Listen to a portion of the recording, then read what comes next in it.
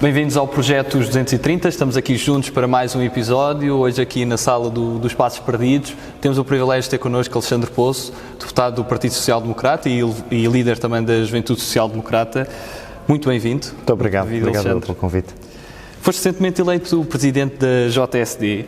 Sentes que ainda há muito preconceito das pessoas em relação às juventudes partidárias? Existe algo que na JSD e na política, no geral, nos partidos, também nas juventudes partidárias, todos temos de combater. É o chamado desligamento ou a percepção de que a política não vale a pena. Eu entendo que a política vale a pena, que a política é a atividade mais nobre que nós podemos fazer em sociedade. E por isso, esse preconceito dos jotinhas, esse preconceito de achar que as pessoas que vão para a política não é porque querem antes servir-se da política, é algo que temos de combater. E como é que conseguimos combater isso? Com aquilo que nós fazemos, com o nosso trabalho, com o nosso percurso, com as nossas posições políticas, com a nossa voz, com aquilo que defendemos. E portanto eu diria que, como é óbvio, todas as estruturas têm melhores momentos e piores momentos, e os partidos e as juventudes partidárias não são indiferentes a esses piores momentos que acontecem na vida das organizações. O que importa é olhar para a realidade que temos hoje no presente e olhar para o futuro e perceber como é que conseguimos melhorar esta percepção e como é que conseguimos que exista um maior interesse na participação cívica, na causa pública, na atividade política e, como é óbvio, nas juventudes partidárias, que são, a meu ver, uma excelente forma, e eu tenho muito orgulho em ser dirigente de uma juventude partidária, tenho muito orgulho em ser militante da JSD e tenho um orgulho enorme em, agora, liderar a JSD para os próximos anos, porque entendo que se a nossa geração se desligar completamente da política, então nós não estamos a conseguir ter um olhar fresco, um olhar novo, um olhar renovado sobre o futuro do nosso país. E se nós estamos muito preocupados com o futuro do nosso país, então nós que somos jovens não nos podemos demitir desse chamamento. Portanto, isto é uma estrada de dois caminhos. Por um lado, nós que estamos a fazer política, termos a capacidade de compreender o fenómeno, compreender até potenciais dificuldades que temos quando procuramos fazer política, aceitar e compreender também o descrédito que às vezes a atividade política tem por maus exemplos, por maus casos, por situações erradas que em nada prestigiam a política, mas também fazer sempre aquele chamamento e, portanto, o outro caminho da estrada é fazer o chamamento e dar o nosso exemplo daquilo que fazemos com os papéis que vamos desempenhando e com os cargos que vamos desempenhando, aquilo que estamos cá a fazer. E, portanto, eu diria que é uma percepção que nós temos de combater. Não diria que é uma percepção totalmente verdadeira. Percebo o descrédito que existe relativamente às instituições políticas, aos partidos políticos e às juventudes partidárias, mas se a nossa geração se demitir também de procurar fazer essa renovação por dentro, também não antevejo como é que então nós que almejamos tanto para o futuro do nosso país conseguimos dar o nosso contributo. E tu, quando te candidatas a presidente da JSD, tu afirmas concretamente que és uma juventude com uma maior promoção da liberdade, da igualdade e da felicidade. Tu sentes que a felicidade muitas vezes é menosprezada neste meio? Sinto que, em primeiro lugar, a qualidade de vida, o bem-estar das pessoas, a sua felicidade devem ser os fins últimos da política. E por isso, gosto de dizer que a política deve servir para promover a felicidade das pessoas. Obviamente que esta frase dita assim parece um certo lirismo, mas eu consigo ver nesta afirmação um objetivo muito claro com as decisões que nesta casa se tomam, em todas as organizações políticas se tomam, devemos ter sempre este foco. Como é que estas políticas, estas escolhas, estes rumos promovem ou não promovem a qualidade de vida de cada um, promovem o seu bem-estar, promovem a felicidade. E, como é óbvio, tenho uma visão da sociedade em que, para alcançar essa tal felicidade, que é quase que um objetivo inacabado, um sonho inacabado de uma sociedade que funcione melhor para todos e, em particular, para as novas gerações, acredito que é uma sociedade onde se conjuga liberdade com igualdade de oportunidades.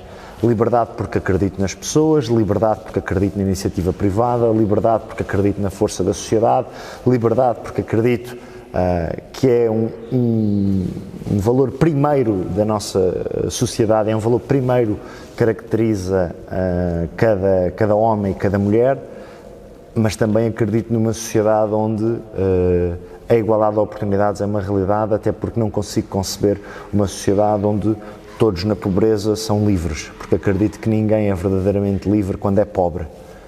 E por isso é que entendo que também na política, e conjugando esta noção de liberdade, esta crença enorme nas pessoas, na sua iniciativa, entender que a pessoa está no centro de toda a decisão política, que o Estado serve a pessoa e não é a pessoa que serve o Estado, só pode ser conjugada com uma forte noção de justiça social, de igualdade de oportunidades à partida e de entender que as políticas públicas têm o seu papel para garantir que as escolhas, ou eu diria a lotaria da vida, a lotaria da sorte e do azar, se tu nasces numa família de um bom meio socioeconómico ou se não nasces, se tu nasces no interior do nosso país ou se nasces numa grande cidade urbana, podem ser minimizadas através de algumas políticas públicas, como por exemplo a escola, como por exemplo a saúde, como por exemplo a resposta social, e isto tudo pode ser feito com o setor privado, com o setor social,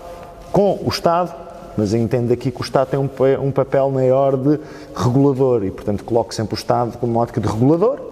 Em algumas situações também prestador, não tenho preconceitos que o Estado preste, mas se há coisa que também não tenho, são preconceitos com privados e com instituições do terceiro setor a fazer cumprir esta igualdade de oportunidades. Portanto, é uma visão global da sociedade em que entendo que uma sociedade livre, uma sociedade onde as pessoas são livres de fazer o seu projeto de vida, em que existe igualdade de oportunidades, que olhamos para aqueles que têm menos e que aqueles que têm menos têm um mínimo de dignidade e que têm a possibilidade na sua vida de poder subir na vida, em que o Estado não se demite da sua responsabilidade de não deixar ninguém para trás.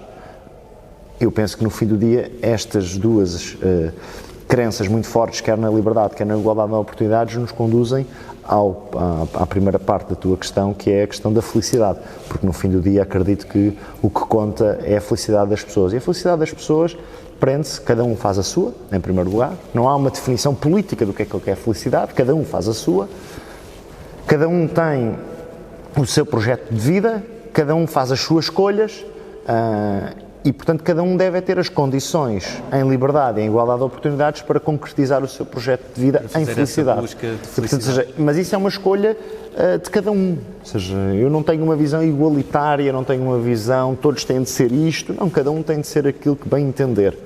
O que o Estado, neste caso, a sociedade como um todo, não pode falhar é na garantia de que existe igualdade de oportunidades à partida, que todos os cidadãos são iguais perante a lei e que os cidadãos que têm menos capacidades socioeconómicas e que aqueles cidadãos que nascem em meios socioeconómicos mais frágeis, em que não têm um berço de ouro, têm a possibilidade de ter uma comunidade, e neste caso seja o Estado, seja o setor privado, seja o setor social, a contribuir para almejar esse futuro. E tu entras na política e na juventude social-democrata muito cedo, entras em 2009. Sentias-te desiludido com o período de governação que se vivia na altura?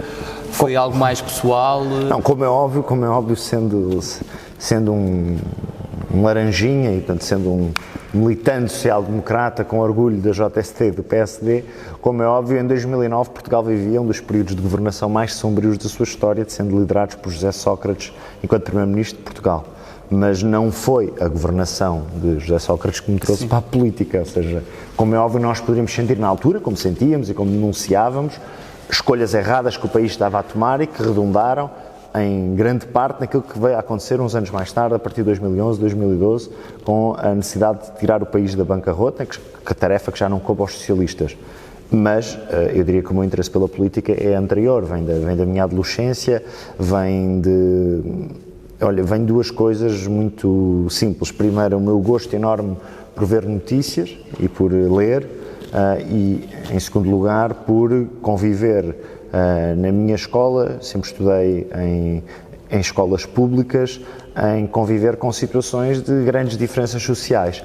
E, portanto, eu diria que na escola ainda no quinto, sexto, sétimo, oitavo, nono ano, ganhei a clara noção daquilo que é uma sociedade com muitos desafios e uma sociedade que nós queremos que seja mais justa e mais desenvolvida. Portanto, eu diria que, em primeiro lugar, o meu gosto por ver notícias, em segundo lugar, não estou a fazer uma ordem, mas concorreram estes dois fatores para a necessidade de eu ver é preciso fazer algo. E, portanto, eu entendi, na altura, pensando, interessava-me pela política, achava que a política, e ainda hoje acho, e por isso é que ainda cá estou, que a política pode mudar alguma coisa na vida das pessoas e que tem um papel importante na nossa sociedade, por isso é que, como disse há pouco, é a atividade para mim mais nobre de serviço que existe numa sociedade. E por isso entendi, ali quando tinha os meus 16, 17 anos, que tinha de participar politicamente e tinha de ser um cidadão ativo, na altura ainda um jovem, muito jovem, portanto adolescente, hoje jovem, na altura adolescente,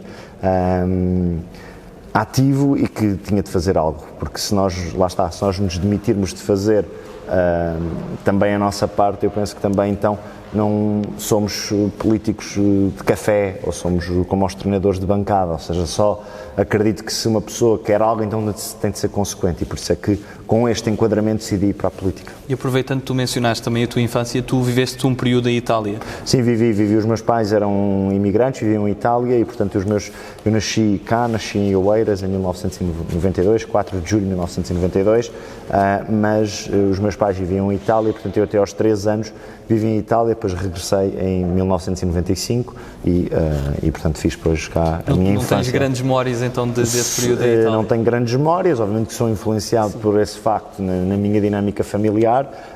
E já tive a oportunidade de voltar várias vezes à Itália depois disso, tenho uma ligação emocional com aquele país, um país que foi muito importante para a minha família, naturalmente, e com o qual nutro um carinho especial, mas depois fiz o meu caminho todo. E bons exemplos é que retiras de Itália?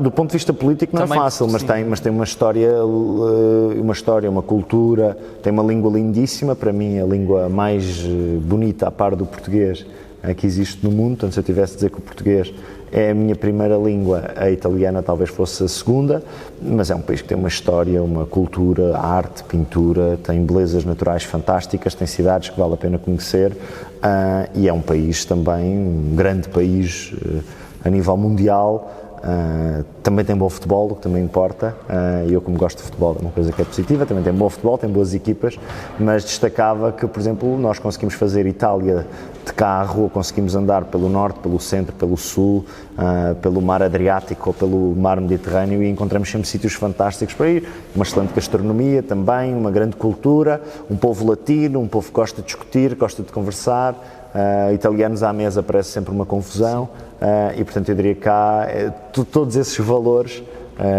que fazem obviamente admirar a sociedade italiana e o país na sua história. E já cá em Portugal tu pertenceste também a um clube da física quando estavas no secundário? É verdade. O que é que te inspirava na física? Eu sempre gostei muito de físico-química e portanto depois tive físico-química até ao 11º ano, portanto eu fiz o secundário em Humanidades e portanto tendo em conta que gostava muito de química e muito de física, na minha escola existia um clube de física muito ativo, que me permitiu, por exemplo, ir visitar o CERN na Suíça, onde tenho feito experiências do mais inovador que há no campo da física e visitei porque integrava esse clube de física e por isso na altura era um gosto. Hoje, se calhar, já não pertenceria a um clube de física, mas no secundário, em que gostava imenso de física-química, sempre foi das minhas disciplinas favoritas, na altura despertou-me o clube de física. E mesmo tendo esse gosto pela física, tu acabas por seguir comunicação, na FCSH. É verdade. Tu sentes que... Fiz um percurso um pouco... apanhando várias áreas. Eu fiz o meu secundário em Ciências e Tecnologias, depois fui surpreendido por uma nota muito alta no exame de português. Acabei por escolher um curso de Humanidades, naquele caso Comunicação. Depois fiz o meu mestrado na área das economias, fiz o mestrado em Gestão. Trabalhei a minha vida até vir para esta casa, trabalhei sempre como consultor financeiro, mas eu diria que o gosto por ler, o gosto pelo mundo, o gosto pela cultura, o gosto também pelas relações interpessoais me fez escolher o curso de comunicação, neste caso. E o que é que tu achas, obviamente tu referiste depois de tirar a gestão e depois foste trabalhar para uma consultora, uma grande consultora, o que é que te ensinou esse período e em termos de metodologia de trabalho, o que é que tu achas que te serviu de lição também para te inspirar no teu trabalho, na atividade política? Em primeiro lugar, eu diria que algo muito simples e muito concreto. Se há coisa que eu sei fazer do ponto de vista profissional é consultoria. Eu tive 5 anos a trabalhar numa consultora e, portanto, se hoje estivesse ainda no setor privado, muito provavelmente estaria em consultoria. Portanto, em primeiro lugar, ensinou-me a ter uma profissão. Muitas vezes as pessoas perguntam-me qual é a tua profissão. Eu digo a minha profissão, atualmente estou como deputado, mas a minha profissão é consultor. Portanto, ensinou-me uma profissão, ensinou-me um saber, uma arte, neste caso, ensinou-me a desempenhar determinado tipo de funções, que depois concretizam em planos de negócios, em modelos financeiros, em estratégias para empresas, em planos de recuperação de empresas, ou seja, ensinou-me depois do ponto de vista técnico e, portanto, daí o que é que retiro? Não só uma visão global, que a política também nos dá, ou seja, nós na política, por norma, abordamos vários temas de toda a economia, de toda a sociedade. A consultoria é assim também.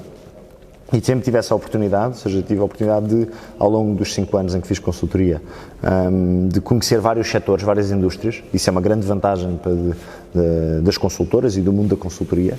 E, portanto, nesse sentido, eu diria que me deu uma capacidade de conhecimento do negócio e do mundo muito transversal. Não trabalhei apenas num único setor. Trabalhei no setor financeiro, setor energético, setor da construção, setor agrícola, ou seja, setor de turismo, e, portanto, ganhei competências, eu diria, em vários setores e conhecimento de vários setores. Portanto, eu diria, para quem tinha tirado uma mestrado em gestão, que foi a minha base para entrar no mundo das finanças e da consultoria, eu diria que hoje faria a mesma escolha e talvez, se amanhã deixasse de ser deputado, provavelmente também era uma área para a qual não diria quase 100% de certeza que queria fazer consultoria, mas estaria nas minhas primeiras opções e, portanto, eu diria que a consultoria, em primeiro lugar, ensinou-me uma profissão, ensinou-me também método, trabalhar muito, gostar de trabalhar, cumprir prazos, ser rigoroso, saber trabalhar de A para B, B para C, portanto, ter um método de trabalho.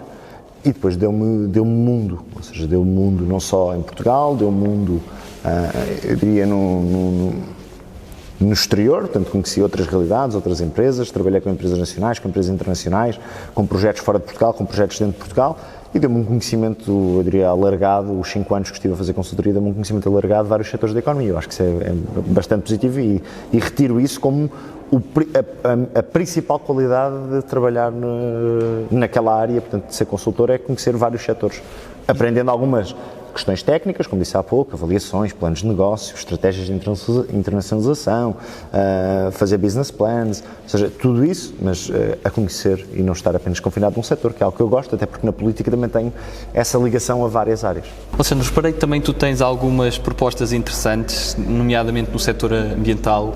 Houve uma que nos despertou alguma atenção relativamente ao e-waste e a questão de inserir uma tara, algo que em Portugal nós já não costumamos ter e que em casos como na Alemanha ainda existe o chamado PFAND. Como é que achas que tu vias com bons olhos introduzir essa tara e essa separação e tratamento de resíduos? Em primeiro lugar, referir do ponto de vista global que nós temos de ter hoje uma preocupação enorme nas nossas políticas de desenvolvimento, de organização da sociedade, conseguir introduzir cada vez um maior número de políticas de desenvolvimento sustentável, de combate às alterações climáticas, de aproveitamento de recursos pré-existentes, de reutilização, e portanto eu diria que essa proposta, a proposta do chamado e-waste, o novo tipo de lixo, é, tal como tu disseste, inspirada em vários países que já fazem para materiais como vidro, como refrigerantes, mas também hoje sentimos que há, fruto da digitalização crescente da sociedade, de um maior, eu diria, aparato tecnológico à nossa volta, em que cada um de nós tem vários gadgets, ou tem vários instrumentos tecnológicos, mas depois, quando chegam ao fim da sua vida útil, qual é o fim que lhes damos? E, portanto, nós, entendo eu, devemos também, naquela ótica de reutilizar, de reaproveitamento de recursos, procurar ter esse tipo de políticas que também valorizam quem, e daí a questão da tara, de devolver a tara, como já existe noutros países europeus, nomeadamente com o vidro, com refrigerantes, com latas de... E inspira-se naquela ideia também que houve em tempos do Eletrão e do Sim, tratamento? Ou seja, eu acho que se inspira numa ótica de temos estes materiais, o que é que lhe fazemos quando termina a sua vida útil? E, portanto, eu acho que devemos procurar reaproveitar. Qual é que é o incentivo que damos aos cidadãos para que participem nesta vontade? Porque a proposta não terá, ou seja, a proposta de conseguir reaproveitar não conseguirá ter escala, não se conseguirá ter um verdadeiro reaproveitamento daqueles bens materiais se as pessoas não participarem, porque as pessoas é que são, as empresas é que são, as organizações é que têm bastantes materiais que podem contribuir para esta política, no fim do dia, de reutilização e de reaproveitamento. E, portanto, eu diria que aqui tem de existir um incentivo aos cidadãos, e este tipo de políticas em que os cidadãos são totalmente um parceiro e que constroem a política, eu penso que são bastante positivas, e é nessa ótica colaborativa que nós temos de ter essa preocupação com as políticas que fazemos, nomeadamente em áreas em que os comportamentos individuais e os comportamentos das empresas contam, e esse é um exemplo essa medida é um exemplo desta preocupação. E dado que tocámos aqui em questões ambientais, quais é que achas que são os grandes desafios desta geração mais jovem? Olha, em primeiro lugar, conseguir ter uma consciência global para este problema, porque, como é óbvio, não será apenas um país ou um bloco de países que consegue reduzir emissões de carbono, cumprir os objetivos a maior parte da comunidade internacional, pois houve alguns países que já saíram, que já se desvincularam, que se comprometeram para 2030, para 2050, da neutralidade carbónica, de conseguir reduzir as emissões de carbono. E, portanto, eu diria que, em primeiro lugar, é conseguir ter aqui uma geração, a nossa, que quando vai tendo destaque no setor privado, no setor social, nas instituições políticas, nas organizações governamentais, nas esferas de política internacional, está empenhada e está com um compromisso forte com esta agenda. Eu diria que esta é a maior preocupação, porque nós em Portugal podemos e temos condições para liderar esta agenda, tal como temos também na digitalização, aproveitar a economia digital, temos condições, somos um país pequeno, somos um país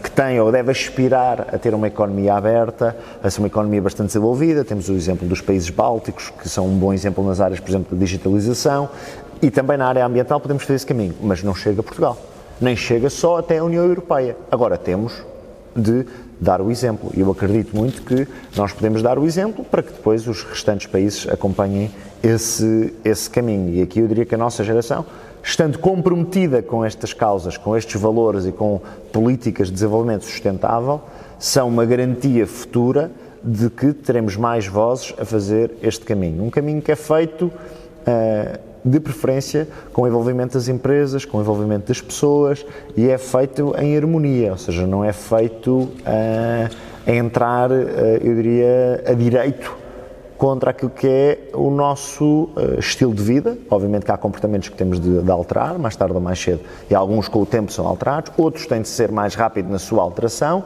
mas também temos de perceber que existe um tempo para as pessoas, e portanto eu diria que tem uma postura moderada, ou seja, nós não conseguiremos nunca ter uma agenda se os países não a entenderem, uma agenda verde se os países não a entenderem, se procurarmos fazê-lo contra as empresas, não conseguimos, temos de fazer sempre este processo em colaboração, em parceria, para garantir que todos sentem ganhos de causa, que têm incentivos a participar. Porque senão teremos sempre uma luta entre aqueles que querem cumprir, os que não querem cumprir, os que estão dentro da agenda, os que duvidam da agenda, e por isso eu diria que essa também é uma responsabilidade nossa. Nós terminamos aqui a primeira parte da nossa entrevista e tocámos em vários assuntos. Agora vamos entrar numa segunda parte, mais direta, com perguntas também bastante interessantes. Nós costumamos chamar que são as perguntas de verão quente de 1975. Primeira pergunta que te faço é bastante descontraída. Qual é a tua temporada favorita de morangos com açúcar? Tu vias morangos? Vi até, portanto, aquilo foi a Joana e o Pipo. Joana e o Pipo. Depois a segunda foi o Simão e que era o Pedro Teixeira, e a Cláudia Vieira. Portanto, a primeira foi a Joana e o Pipo, que era o Catarré e a Benedita Pereira. A segunda foi o Pedro Teixeira e a Cláudia Vieira. A terceira era o Diogo e a Matilde. Eu diria que aquela que mais gostei foi a segunda. Foi a dos Desert e a segunda, que foi a do Pedro Teixeira e da... Qual era o nome? Do Simão e da... Era a Ana ou Joana, já não me lembro também. Mas é a segunda, eu diria que a segunda foi aquela que mais marcou. Vi morangos com açúcar até à terceira temporada. A partir da terceira temporada já mudou um pouco, portanto já perdeu um pouco aquele interesse. Também fui ficando mais velho, ou seja, mas isto é 2003, penso eu, 2002. Capaz, foi por essa altura. Mas marcou muito. Tanto que ainda hoje sabemos dizer os nomes dos atores, dos pares. Foi marcante para uma geração, marcante, sem sim. dúvida. Mas eu diria a segunda, se tivesse de escolher a segunda. A segunda. Einstein ou Newton? Se der para escolher os dois, é que são ambos importantíssimos. Assim é mais fácil. Mas eu diria Einstein. Einstein. Einstein. Linha de Sintra ou de Cascais? Linha de Cascais. Humildade ou ambição? Ambição sempre, mas com muita humildade, com os pés assentes na terra. Ou seja, nós temos de ser pessoas ambiciosas e temos de ter uma sociedade ambiciosa. E temos de ter nós temos de ter em todo o lado, aqui também é transversal à sociedade, ambição, querer ser mais, querer construir diferente, mas com os pés assentes na terra. E, portanto, aí eu diria que ambição, mas com humildade. Cães ou gatos? Gatos.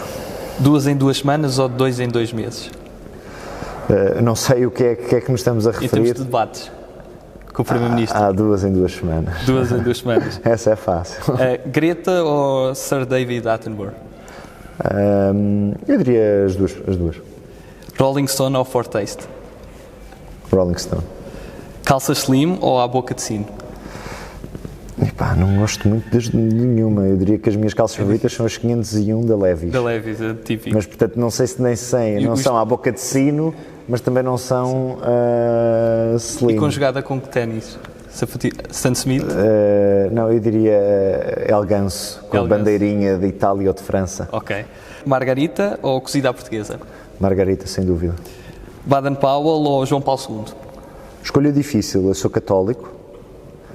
Sou um católico, pecador, como todos os católicos são, mas também fui escoteiro e, portanto, o Baden-Powell também é a figura querida. Mas eu diria João Paulo II. Bolsonaro ou Maduro? Nenhum nem outro. Obama ou Kennedy? Kennedy. O Kennedy aqui, há dois. Eu gosto muito do Bobby, mas aposto que a questão era o Jack e, portanto, escolheria o JFK. Aulas teóricas ou sessão plenária? Aulas teóricas ou sessão plenária? Sessão plenária. Até quando se é jovem? Eu penso que o BI é taxativo. Os indicadores estatais variam 30, 35, 40, candidaturas a determinados programas 30, outros 35, outros 40, mas depois há uma mentalidade, e isso é uma mentalidade que eu penso que nós nunca podemos perder, que é olhar para o futuro e pensar assim, o que é que ainda não está feito que eu posso fazer? Em vez de estarmos sempre a criticar o que está e ficarmos ressentidos com o dia-a-dia, ter uma postura, eu diria, daquele país que ainda não existe, daquela política que ainda não existe, daquele futuro que ainda não alcançamos e, portanto, questionar mais vezes o que é que ainda não está feito e que deve ser feito. E, portanto, eu diria, de preferência, jovem a vida toda na cabeça. E Ramalho Yanes ou Cavaco Silva? Tenho muito respeito por Ramalho Yanes, mas Cavaco Silva, naturalmente. Éder ou Salvador Sobral? Éder ou Salvador Sobral? O Éder, estamos a falar do jogador de futebol que nos deu o Euro. Sim. Aquele gol mítico. Foram dois momentos marcantes para Portugal, mas o Éder. Biden ou Hillary Clinton? Biden ou Hillary Clinton? Eu acho piada a Joe Biden. Joe Biden tem um percurso, portanto escolheria Joe Biden. Trump ou Putin? Também não é uma escolha fácil. Não consigo escolher, mas entre Trump e Putin, eu penso que idealmente acredito que o mundo estaria melhor com outras lideranças. Então faço agora uma fácil: Max Planck ou Karl Marx? Essa é a primeira, naturalmente. Campo ou cidade? Eu gosto da vibe da cidade. A cidade tem uma vibe que... Agora, o campo também é fantástico, mas a vibe da cidade é algo que... Então, para quem faz política, a cidade dá-nos muita vibe, dá-nos muita força. Agora, o campo é um bocado como o Alberto Queiro, não é? Ou seja, dá-nos tranquilidade. E, portanto, eu diria que em certos momentos campo e em certos momentos natureza. Mas a cidade tem uma energia e tem uma força que, para quem faz política, eu adoro fazer política, sentimos essa força e essa vibe. E entre sonho e realidade? Sonho, sempre, sonho. 230 ou 180? 230. Qual é a figura histórica que te inspira mais? Eu diria, vou para a história até mais relativamente contemporânea. Eu diria Margaret Thatcher. E quem é que consideras que foi o melhor português de todos os tempos? É uma questão complicada, até porque há grandes portugueses, mas talvez destacasse o primeiro deles todos, Dom Afonso Henriques. Dom Afonso Henriques. E tens algum... Foi o que nos permitiu estar aqui, em primeiro lugar foi ele. A nossa nacionalidade. Tens algum livro favorito? Tenho vários, é difícil escolher um livro apenas, mas tenho vários livros favoritos. Mas se calhar destacava, para escolher um, para não fugir à questão, vou escolher um. O Admirável Mundo Novo, de Aldous Huxley. E algum filme favorito? Sim, 12 Angry Men. Muito bem pensado. Para quem faz política, é um grande filme. Dão a volta e passa-se de uma maioria. Em português eu não sei como é que se diz, 12 Angry Men. É Homens em Fúria. Homens em Fúria, isso mesmo, Homens em Fúria. E alguma série? Alguma série. Uma que vi há relativamente pouco tempo e que adorei, Game of Thrones. E qual é que é aquele país que nunca visitaste e gostarias de visitar? Um país que nunca visitei e gostaria de visitar, Estados Unidos da América. E o que mudou desde que foste eleito deputado? Mudou.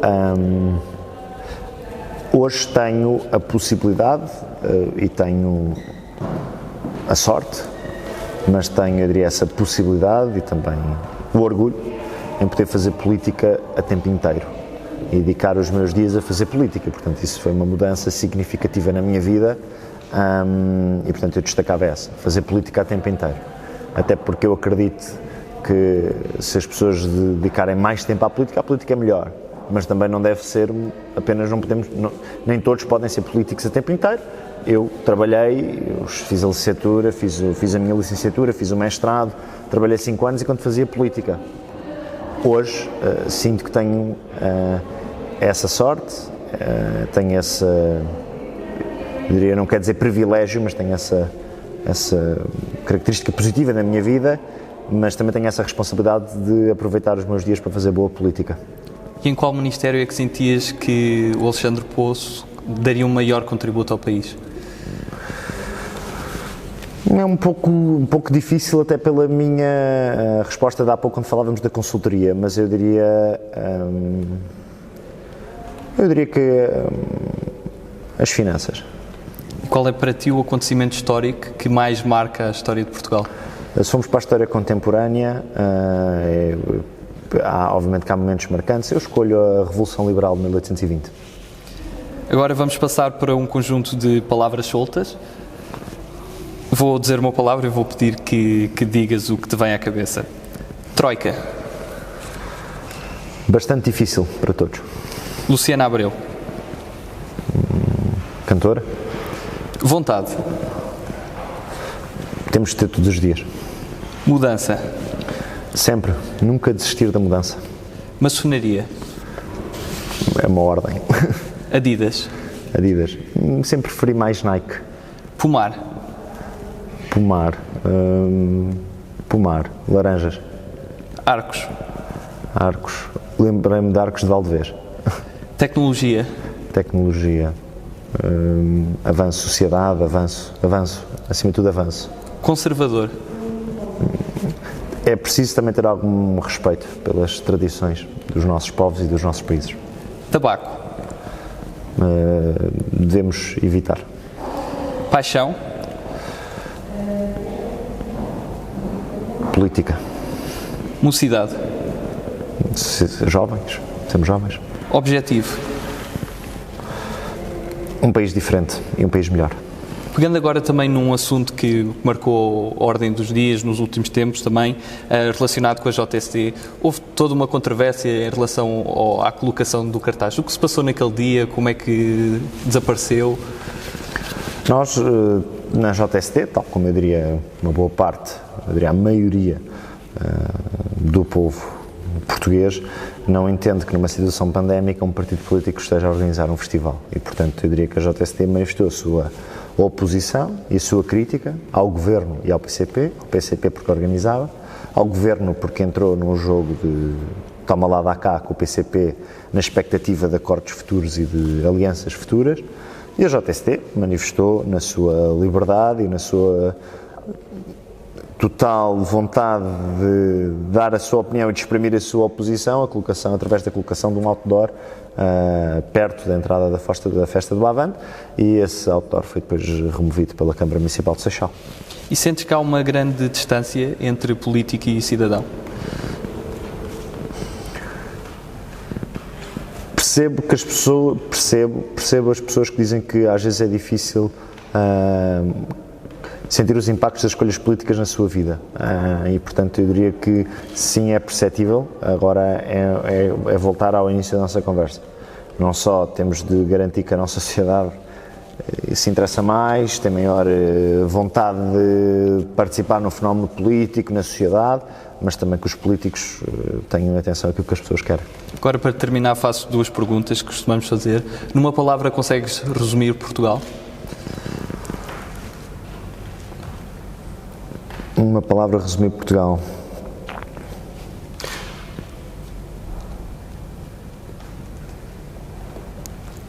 Uma palavra. Não é fácil resumir Portugal numa palavra.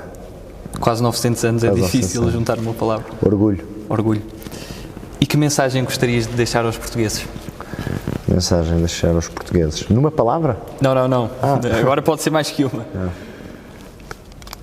De que hoje quando olhamos para o futuro, e penso que os portugueses entendem que as minhas palavras no seu dia-a-dia, no seu cotidiano, olhamos para o futuro e não vemos muitas oportunidades à nossa frente. Vemos um país com bloqueios e com atrasos brutais que prejudicam a vida de todos, prejudicam a nossa capacidade de ter melhor qualidade de vida, de ter empresas melhores, de ter respostas sociais melhores, empregos melhores, empregos que sejam bem remunerados, e portanto eu diria que precisamos urgentemente em Portugal de mudar de modelo, eu diria, de gestão da coisa pública. Esse modelo de gestão de coisa pública prende-se como uma alternativa que eu ambiciono para Portugal, e que eu penso que nós, que não concordamos com o atual rumo deste país bloqueado, subdesenvolvido, deste país com atrasos brutais que prejudica as oportunidades, em particular das novas gerações que olham para o seu futuro, e o seu futuro é afunilado no que diz respeito às oportunidades, têm de ter uma resposta diferente. E uma resposta diferente é um modelo que permita a criação, talvez possa estar a ser forte, mas a criação em Portugal de uma economia competitiva, com melhores empresas, em que o Estado não sufoca a liberdade de ninguém, onde o Estado diz presente quando tem de dizer presente, onde o Estado é parceiro do desenvolvimento e não coloca bloqueios ao desenvolvimento, onde o Estado acredita nas pessoas, acredita na iniciativa das empresas, e portanto eu diria que é para esse futuro onde nós temos uma economia privada forte e um Estado forte onde tem de ser forte, que nós temos de estar todos empenhados para que exista em Portugal uma sociedade mais justa, em primeiro lugar, mais desenvolvida, com mais oportunidades para todos, e um país que de uma vez por todas consegue caminhar para a média europeia, para a convergência europeia, para ser um país desenvolvido no espaço europeu. É esse o meu sonho, e é esse que eu espero que seja a ambição também dos portugueses. Terminamos assim com esta mensagem. Muito obrigado, Alexandre, pela tua presença. Obrigado. E terminamos assim este episódio. Esperemos que tenham gostado e continuem a seguir o projeto. Muito obrigado a todos.